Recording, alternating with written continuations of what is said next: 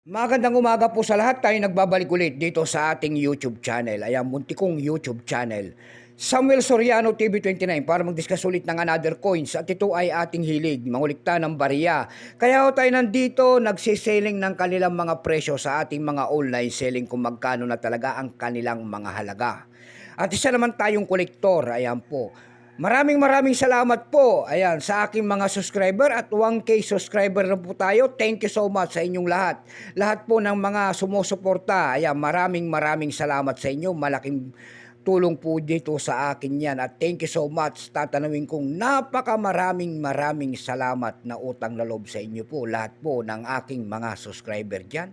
Thank you so much sa inyong lahat and God bless po and take care. Maraming salamat din po sa nanonood doon sa ating FB page, Samuel Soriano. Lahat po na nakapalo doon sa ating FB page ay maraming salamat po sa inyong lahat. Sa suporta rin po doon sa ating FB page. Lalo na po yung mga nagsisend ng aking mga star dyan. Thank you so much sa inyong lahat. Mabuhay po kayo. Ayan. Malaking tulong po ang inyong ginagawa sa akin. Pagpalain po sana kayo ng mga Panginoon dyan. Ayan. Thank you so much sa inyong lahat. Yun naman po hindi pa po nakapag-subscribe dito sa aking YouTube channel. Anyayahan ko lang sana kayo at malaking tulong na po o bagay. Sana ang pagsuporta ninyo tulad ng pagpindot ng ating subscribe button, like and share para ma-update ko kayo sa mga latest ko pang mga gagawin mga video po about coins ang ating pinag-uusapan at isa tayong mahilig sa coins. Ang pag-usapan po natin ngayong barya ay ito po ay kilala noon na kalabaw. Ito po ay year 1985. Ayan, makikita nyo po ang isang imahe ng isang lalaki nakarap po sa kanang bahagi. Malapit po sa kanyang baba ang kanyang pangalan. Siya po si Dr. Jose Rizal. Ayan. Potasio. Ayan. Potasio. Ayan, Potasio ang first name po niyan ni Jose Rizal. Ang dakila natin bayani, year 1985, ayan po ang kanyang year, Mitmark in the Republika ng Pilipinas. Pagkatalikod naman po, makikita nyo po ang isang imahe ng isang 1 peso. Hindi kalabaw po, pero yan po ay tama raw. Kung tawagin po yan, ayan po ang scientific name po niyan ay Amnoa mendorensis. Bago tayo magsimula, titignan natin ang kanyang presyo sa mga online selling natin para malaman natin kung gaano nakataas ang kanyang halaga. Issue po nito ay Philippines po, Period Republic 1946 up to date po nito. Type nito Standard Circulation Coins years 1983 hanggang 1990. Value nito 1 peso, large type po ito kasi may maliit po ito. Ayan.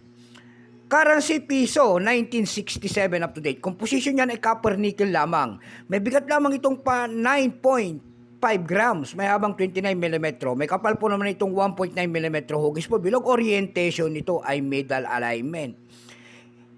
Itinigil naman ang paggamit sa barya na ito ng Pilipinas noong January 2, 1998. Number N-2448. Reference number TM-243-1.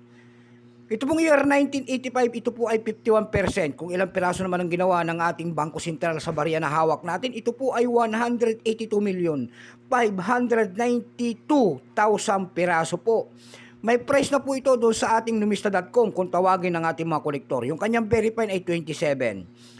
Extra fine ay nagkakahalaga na po ng 30 pesos. Yung kanyang almost uncirculated ay 35 pesos. Ang circulated nito ay nagkakahalaga na po ng 79 pesos. Dako tayo sa kanyang mga presyo sa ating mga online selling tulad ng ebay.com. Doon sa ating ebay.com, mayroon tayong nakita nagbebenta doon ng $42. Rare coins daw to, doon ang nakalagay. Meron naman tayo nakita doon na $14.95. Mayroon din naman tayo nakitang $12. Yung pinakamaliit po doon ay $6.50. Dako tayo sa pangalawang website tulad na lamang ng Carousel PH.